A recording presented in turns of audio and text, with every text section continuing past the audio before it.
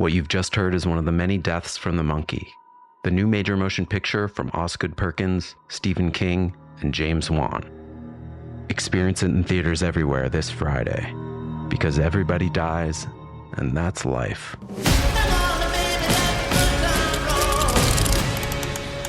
Let's have some fun. Hey everyone, and welcome back to Big Mad True Crime, where we get big mad over true crime. I'm your host, Heather Ashley, and today's case is out of my hometown, Richmond, Virginia. Small talk sucks, so let's dive in.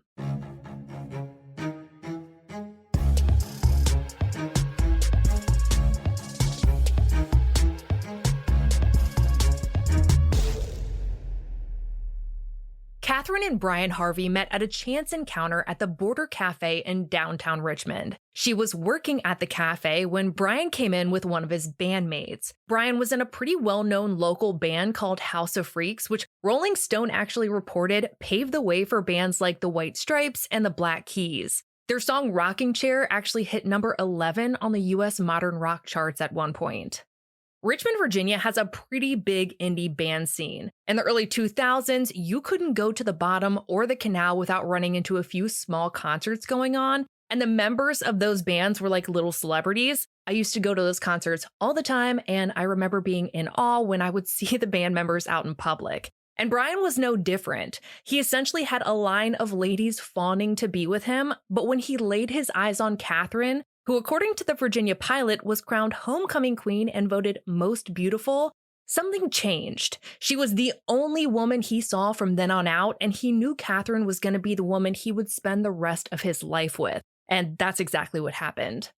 At that point, even though Brian was a local celebrity, he was full of brains. The Richmond Times-Dispatch reports that he had a degree in anthropology and had a knack for computers. As for Catherine, she had $2,500 and a dream. The two married in 1990, and by 1993, Catherine and her friend opened what would become one of the most well-known shops in Carytown, which is a small little village in Richmond known for its bright colors and unique shops and dining. The shop Catherine and her friend owned was actually a toy shop, but not the kind of toys that you would find anywhere else. Their store was called World of Mirth, and everything you found in there was hand-picked. They went for retro toys and unique toys and stuff you literally could not find anywhere else. I'm talking toys that your parents might have played with all the way to wind-up teeth. I actually went to their store regularly throughout my childhood, all the way up until last month. Whether you're there to buy something or just looking around, you're definitely having a good time. They even have a fun house mirror with a little stage in front of it so you can take a selfie, which of course I do every time. The bottom line here is that World of Mirth was whimsical, and from the time they opened it until today, it has stood the test of time, and so did Brian and Catherine's reputation. In a full-page spread of a 1995 issue of the Richmond Times-Dispatch, Catherine was quoted as saying, "I'm just into having a place that's funky and accessible," adding, "Sometimes people come in and don't know what to think of the store at first, but as soon as they see the dangling coconut heads, they have to laugh." Brian stated, "A lot of people go into this business to make money. We just kind of do what we want and hopefully we'll enjoy ourselves and have enough money to live and do a little traveling." The couple was known for being down-to-earth and kind-hearted, and they were almost like Richmond's power couple without the glitz and glam. If they saw you, they would strike up a conversation, and they genuinely cared about what you had to say.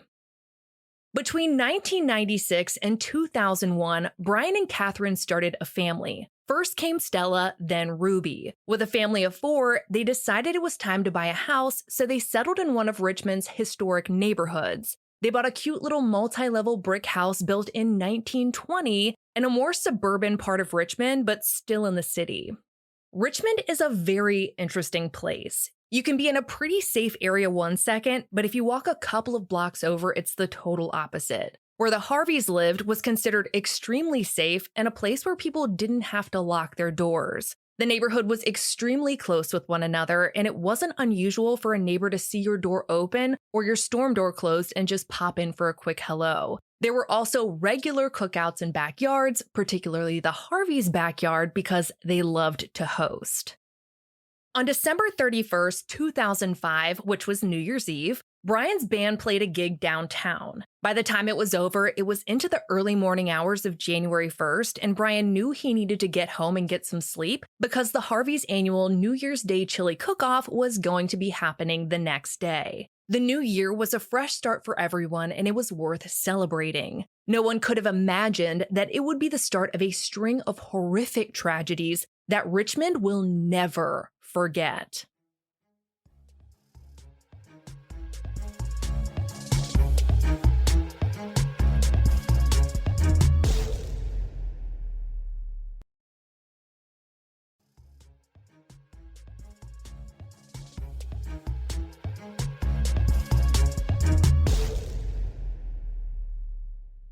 At around 1:45 p.m. on January 1st, 2006, one of Brian's bandmates and his daughter showed up to the Harvey's house to start their annual celebration. But when he opened the door, the Virginia pilot reports that he was met with thick, heavy black smoke. He ran to a neighbor's house to call 911, and firefighters rushed to the scene. If you've ever been to Richmond, you know there's a firehouse on damn near every block, so their response time was pretty immediate. With firefighters on the scene, they rushed into the Harvey house and tried to figure out where the smoke was coming from. This wasn't a fire that was shooting flames out of the roof or windows, but wherever it was coming from, it was clearly ready to erupt at any minute. The closer they got to the basement, which was where the family's living room was located, the thicker the smoke got. It was clear that was where the fire was coming from. As firefighters headed downstairs, they lost all visibility. They couldn't so much as see their hands in front of them, so they started to feel around to see if there were any victims, and they found one. They grabbed the victim and carried her outside into the yard to assess her injuries. After getting who was Catherine out, firefighters found another victim, which was 4-year-old Ruby. She too was taken out into the lawn as bystanders started gathering on the sidewalk trying to figure out what was going on. By the time Catherine and Ruby were outside, it was clear that they hadn't survived the fire, but when they took a closer look at both of them, they quickly realized that it wasn't the fire that had killed them. Both Catherine and her daughter had been bound, had sharp force injuries, and blunt force injuries. It was painfully clear that none of this was an accident, it was a crime scene, and the fire department stepped back and called in the police. With the smoke and flames under control, emergency responders located 2 more bodies in the basement, Brian and 9-year-old Stella. They too had been bound and had sharp force and blunt force wounds. Stella had been found hiding under a futon in the basement, which made it painfully clear that even though she had been gravely wounded, she was likely alive when the fire started. Friends and neighbors watched as first responders broke out in tears at the scene. The Harveys had been brutally murdered in their basement that day, but their autopsy showed that it was a kind of brutality beyond any kind of comprehension. According to court documents on caselaw.com, Brian's neck had been cut 8 times, including one underneath his chin. None of those wounds were fatal, though. He had 6 lacerations to the side and back of his skull caused by a hammer, and those are the wounds that ultimately killed him. Catherine had 3 cuts to her neck and chest and 1 to her back. Like Brian, none of those wounds were fatal. She too had multiple lacerations to the back of her skull, which were also caused by a hammer. Those are the wounds that killed her. Both Brian and Catherine's wedding rings had been removed. Reading the reports of 9-year-old Stella and 4-year-old Ruby's autopsies made me physically ill, so I'm not going to go into a ton of detail about what happened to them, but the cut wounds to their neck were far more extensive than those of their parents, and they both had open fractures to the backs of their heads. Even though their injuries were horrific, they survived long enough to have to succumb to the fire that had been set to cover up the Harveys' murders. Their causes of death were smoke inhalation, carbon monoxide poisoning, and blunt force trauma to the head. The knives and hammers used in the attacks on the Harvey family were found still in the basement with them. Of all cities in the U.S., an analysis done by 24/7 Wall Street reports that Richmond ranked at number 30 in a list of highest murder rates in the country. But when it comes to murder in Richmond, it's rarely families, and certainly not where the Harveys lived. Sure, there was crime a mile or so over in whichever direction you please, but crime seems to centralize itself into specific areas of the city. This was unlike anything Richmond police had ever seen, and it wasn't going to stop there.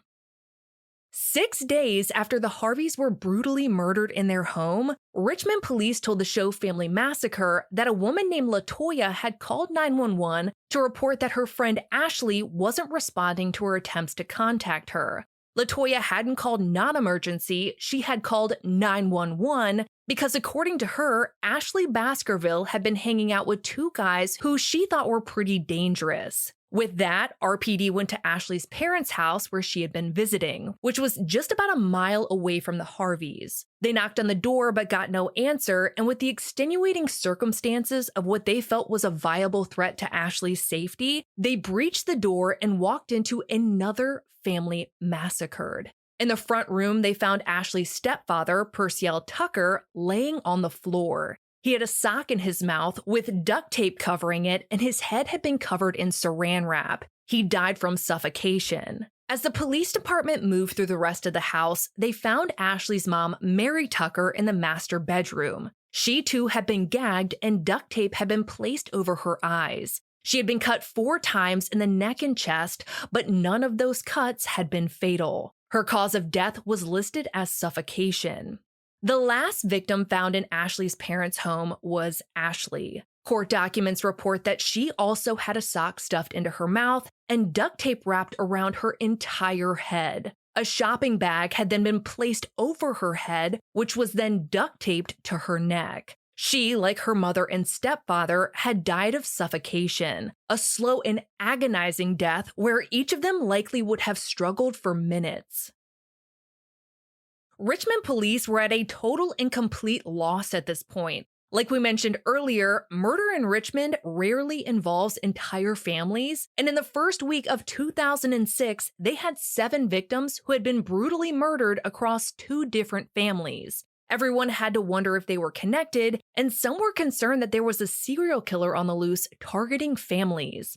It wasn't until Ashley's autopsy was finishing up and her jewelry was being collected to give back to her family that police got their answer. The show Family Massacre reports that 2 rings found on Ashley, one on her finger and one hanging from a chain around her neck, belonged to Catherine and Brian Harvey. One of their victims was somehow connected to the Harvey murders, but she was dead and so was her family, so what in the actual fuck was going on? Ashley's friend LaToya had a guess. As it turns out, while Ashley had been previously serving a prison sentence, she struck up a pen pal relationship with a man named Ray Dandridge. Ray Dandridge happened to be the same age as his uncle Ricky Javon Gray, whom he had spent most of his life with. The 2 had always been inseparable, and when both of them were out of prison in 2005, they wasted no time reuniting. According to LaToya, those were the men that Ashley had been hanging out with prior to her death. Police were one step closer to figuring out how Ashley wound up murdered while wearing the Harveys' stolen jewelry.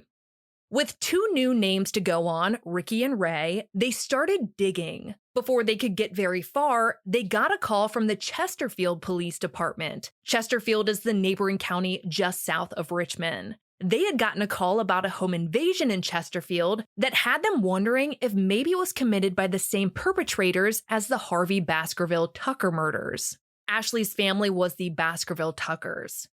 On January 3rd, 3 days after the Harvey murders and 3 days prior to the Baskerville Tucker murders, an elderly couple had been going about their day when 2 African-American males and an African-American female broke into their home with the intent of robbing it. For whatever reason, the 3 intruders did not kill the elderly couple and fled after stealing a pretty small amount of property. According to the show Wicked Attraction, Evil in the Blood, the elderly couple was able to identify Ashley as one of the intruders. Ashley had been a part of whatever Ricky and Ray were doing, and for whatever reason, had wound up a victim herself. With the suspicion that police were on the right track with Ricky and Ray, they had LaToya call Ray and strike up a conversation. It served two purposes. They planned to trace the phone call to wherever Ricky and Ray had run off to, and they wanted to hear what he had to say. Whatever he said was enough to solidify that he and Ricky were likely involved, and the call placed them all the way up in Pennsylvania. Someone, i.e. Ricky and Ray, had stolen the Tucker family's vehicle, so Richmond police contacted police in Philadelphia and asked for help tracking it down. Now, you might think because Philly is massive, it might be hard to locate that kind of needle in a cornfield, but Philly police were not fucking around. According to Family Massacre, Philly PD was able to locate the stolen vehicle within 20 whole minutes. It was parked near none other than Ray's father's house. If you thought SWAT-flavored hellfire was about to rain down on that house, you would be correct. Ray tried to run like the little bitch he was, and according to the Virginia Pilot, Ricky turtled himself under a water heater wielding none other than a power drill. On some planet, he felt like that was a solid plan, but he was just an asshole like his sadistic sidekick, and the two were taken into custody. This was such a monumental arrest that RPD told Family Massacre that the homicide department literally screamed when they got the news. With both garbage humans now in custody, Ray decided that he wanted to sing like a bird, and without hesitation, admitted to killing the Baskerville Tuckers. According to court documents, when Ricky found out that Ray was talking, he asked police if he could tell his side of the story. And I can't fathom why he decided to talk because nothing he said helped him in any way. But because he did, police got every single answer they needed to nail these guys to the wall, and they also got details about the crimes that would haunt Richmond forever.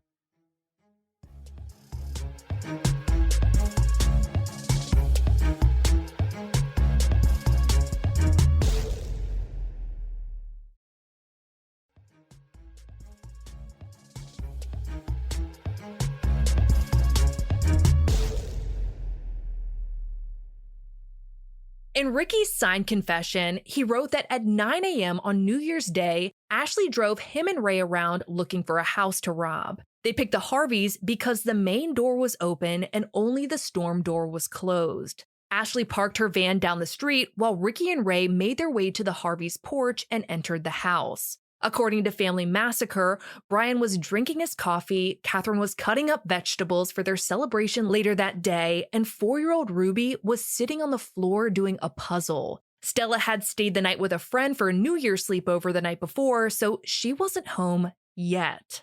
Ricky and Ray promised the family that as long as they cooperated, no one would get hurt. Ricky led the Harveys down into the basement where he bound Brian with duct tape and electrical cords. While Ray was upstairs, he noticed that a woman and 2 kids were coming up to the front door. He let Ricky know what was going on and told Catherine that she needed to deal with it. Different reports say different things, but the gist is that she was told if she tipped anyone off, Ricky would hurt both Brian and 4-year-old Ruby, who were still downstairs. It was an impossible situation for any mother to be in, and at that point, Ricky and Ray were holding up their end of the bargain, that cooperating would result in no one getting hurt. Catherine went to the door and was met with her friend, her friend's daughter, and Stella, who had stayed the night with them for their New Year's sleepover. Stella ran inside and down into the basement where the family always hung out, having no idea that a nightmare was currently unfolding. According to the Richmond Times-Dispatch, Catherine's friend remembers her being pale and seeming nervous. When the friend's daughter tried running into the house after Stella, Catherine blocked her from coming inside. When the friend asked Catherine if she was okay, Catherine told her that she just wasn't feeling well and made a finger gun and circled it beside her head, like someone would to signal that something or someone was crazy. Her friend told the Richmond Times-Dispatch that looking back, she doesn't know if Catherine was trying to give her a sign, but at the time, she just attributed everything to being stressed. However, without any doubt, Catherine saved her friend's daughter's life that day. There is no question. When Catherine's friend left, she returned to the basement where Brian, 4-year-old Ruby, and 9-year-old Stella were. Once there, Ricky and Ray bound the rest of the family and put clear packing tape over their mouths. The Virginia Pilot reports that Stella and Ruby were terrified, and Catherine tried her best to comfort them, even though she too was bound and taped. The thing I want to point out here is that the only people who survived what happened at the Harvey house that day was Ricky and Ray, so that detail could have only come from one of their confessions. Catherine tried her best to get Ricky and Ray to leave, telling them that they could take anything they wanted, but Ricky didn't let that happen. He slashed Catherine's throat, then did the same to the girls, and then Brian, who had to watch all of this unfold in front of him, unable to do anything to help because he was bound. None of those wounds, no matter how horrific they were, and they were horrific, killed any of the Harveys. So he grabbed a hammer and assaulted every single one of them with it. According to the Virginia Pilot, Ricky told police that he didn't know who he hit first, but quote unquote, nobody was moving when he left. He then proceeded to pour 2 bottles of wine onto an easel in the basement and lit it on fire. Before leaving the house, Ricky and Ray stole the rings off of Brian and Catherine's fingers, a laptop from upstairs, a few other items, and a fucking plate of cookies. And I've never wanted someone to choke on something more in my entire life. Court documents state that after SWAT stormed Ray's father's house, they found the cookie plate, the laptop stolen from the Harvey's home, and a pair of Ricky's boots that had both Brian and Stella's blood on them. When it comes to the murder of the Baskerville Tuckers, the Virginia Pilot reports that it was Ashley's idea to rob her parents. Family Massacre reports that she gave Ricky and Ray the keys, and the plan was to tie Ashley up as well so the burglary would look more real. However, they didn't want to split their share of their murderous, burglarious bullshit with her, so instead of untying her, they killed her parents first, told her to say goodbye to her mother, and then they killed her as well, leaving the Harvey jewelry on her body. Ricky was ultimately charged with 5 counts of capital murder, and Ray was charged with 3 counts of capital murder. Ricky being charged with the Harvey family murders, and Ray being charged with the Baskerville Tucker murders, which in Virginia means you're hightailing it towards the death penalty. And you might think all of that would sum up the horrific crimes they committed in the span of a week, but you would be wrong. During Ricky's confession about the Harvey Baskerville Tucker murders, court documents state that he also confessed to the murder of his late wife, Treva, implicating both him and Ray in the crime. According to the Richmond Times-Dispatch, Treva had been Ricky's prison pen pal. When he got released in 2002, he headed up to Pennsylvania to live with her and her mother. However, as you can imagine, their relationship was nothing like she had hoped it would be. The Ricky outside of prison walls was a much different person, and Treva wanted more for herself and her child. So on November 1st, 2005, just 2 months before the Harveys were murdered and only 11 days after Ray had been released from prison and joined Ricky in Pennsylvania, the Pittsburgh Post-Gazette reports that Treva told her mom that she was going to ask Ricky for a divorce. She left her mom's house to go break the news to him and was never seen alive again.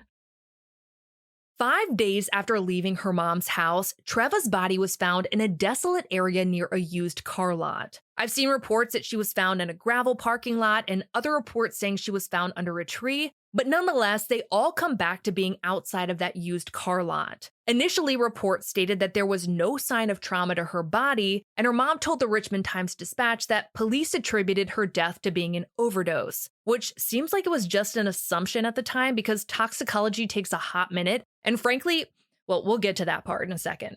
Treva's mom told the paper that she didn't believe for a second that her daughter had died of an overdose because it didn't make any sense. What did she do? Walk over to the middle of nothing, OD, and then put twigs and leaves on her face? Absolutely not, especially considering what we know now. Eventually, the media coverage surrounding her death started to evolve, saying that she may have been strangled or suffocated. They evolved again after the Harvey murders, when the Richmond Times-Dispatch reported that a search warrant had been signed for the home that Ricky and Treva shared, and they were looking for plastic bags, samples, and metal pipes. In Ricky's extended confession, he admitted to killing Treva with the help of Ray by bludgeoning her with a lead pipe. Ricky had been questioned about his wife's death shortly after they found her body, but police didn't have enough to charge him with anything. Both he and Ricky fled the area shortly thereafter. Had either of them been charged, there's a good chance that the Harveys and the Baskerville Tuckers might still be alive. But that's not the only crime the duo committed before killing the Harveys.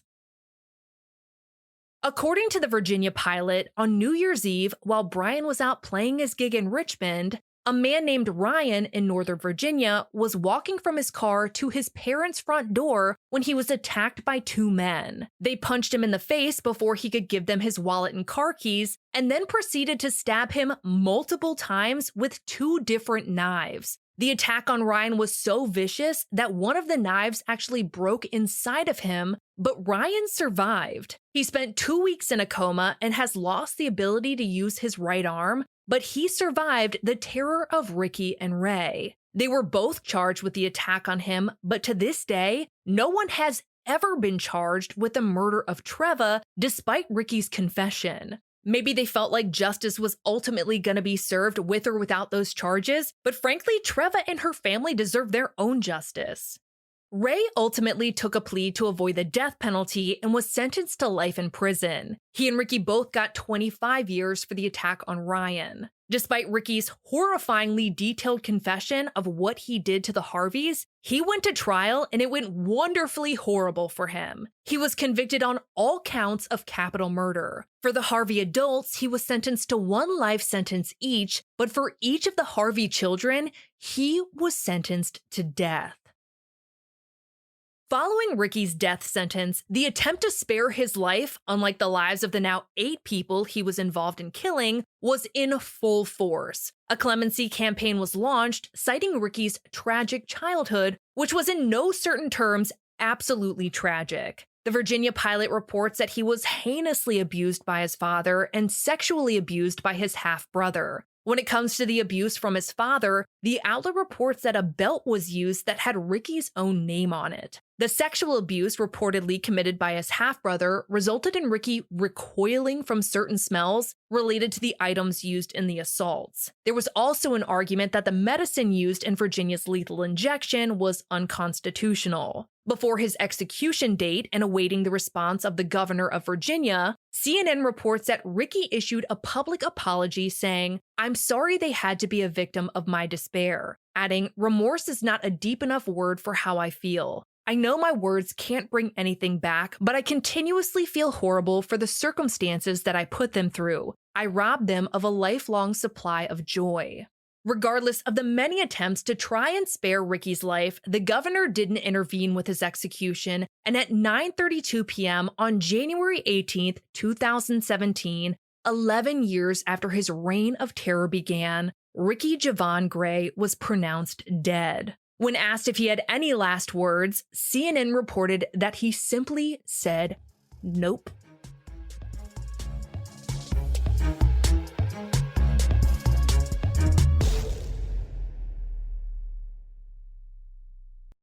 Your old or broken phone can let you down, but at Verizon, trade in any old phone from our top brands and get iPhone 16 Pro with Apple Intelligence with a new line on My Plan and iPad and Apple Watch Series 10. After all, you don't want your old phone to die on you when you're lost. Perfect. Or for your broken phone to glitch at the worst possible time. Hey, can I get your number? Oh. Trade in your old phone for a brand new iPhone 16 Pro, iPad, and Apple Watch. Visit Verizon.com today. Additional terms apply. Service plan required for Apple Watch and iPad.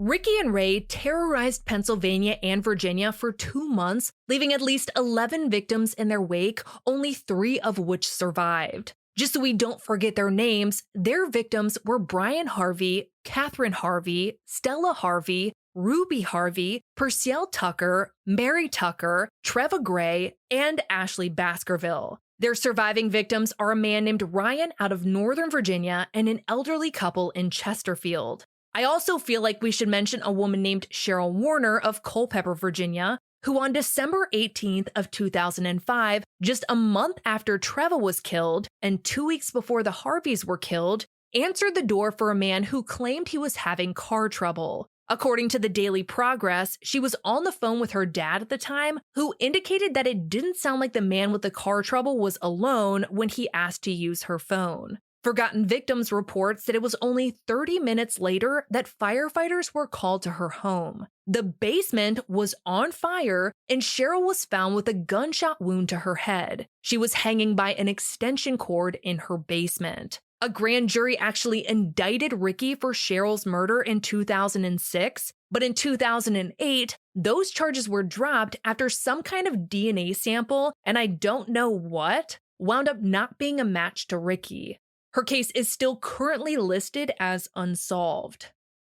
To this day, Richmond has not forgotten about the Harveys or the Tuckers, and they never will. In 2006, the Harveys were named Richmonders of the Year, and in 2010, a bridge was dedicated to the family in Forest Hill Park. A 4,000-pound granite marker marks the dedication with a bronze portrait of the family and the note, "On behalf of all of the families of Richmond, Virginia." If you have any information regarding the murder of Cheryl Warner, please contact investigators at 540-829-9750. You can also call Culpeper Crime Stoppers at 540-727-0300 or email flucas@culpepercounty.gov. There's also a specific email address set up for Cheryl's case, which is tips4warner@gmail.com. For all photos pertaining to this case, check out the Harveys highlight at the top of my Instagram profile at @TheHeatherAshley, and join me on TikTok on Thursdays at @TheHeatherAshley at 8:30 p.m. Eastern, where we go live and we talk about this week's episode and all other true crime cases on your mind. To get access to ad-free and bonus episodes, subscribe to our Apple Premium or head over to our Patreon at patreon.com/BigMadTrueCrime, where for just $1 whole a month, your episodes are totally ad-free. If you love the podcast, feel free to leave a review. And if you have a case you'd like to hear covered, share it with Big Mad True Crime on social media, because all cases are covered by listener request. I'll be bringing you a brand new case next week, and I cannot wait. But until then, we out.